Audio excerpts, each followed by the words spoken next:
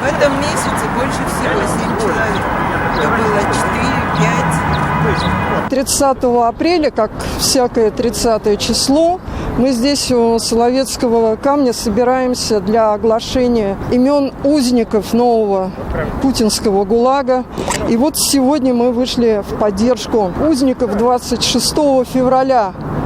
Это такое дело, аналогичное делу Болотному. Этой зимой и весной происходят акции по дискредитации крымских татар как экстремистов и террористов, происходят аресты, задержания. Арестовано сейчас, насколько мы знаем, 8 человек. Без вести пропало более 20. Мы не знаем, что будет дальше. Меджлис объявлен вне закона.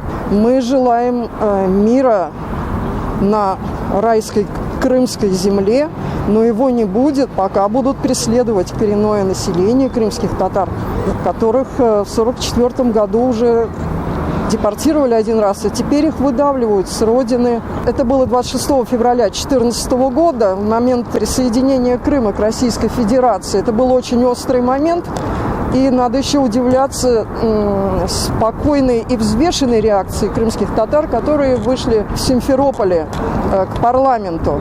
И вот это дело 26 февраля рискует превратиться в такой инструмент по репрессиям в отношении крымско-татарского народа. Это очень независимый народ и как раз совершенно не склонный к экстремизму.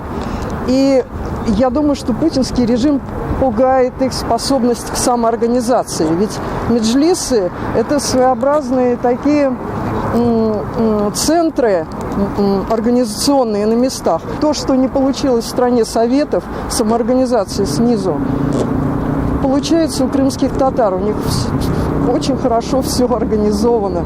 Вот, видимо, такой сплоченности и слаженности в достижении своих целей боятся путинские.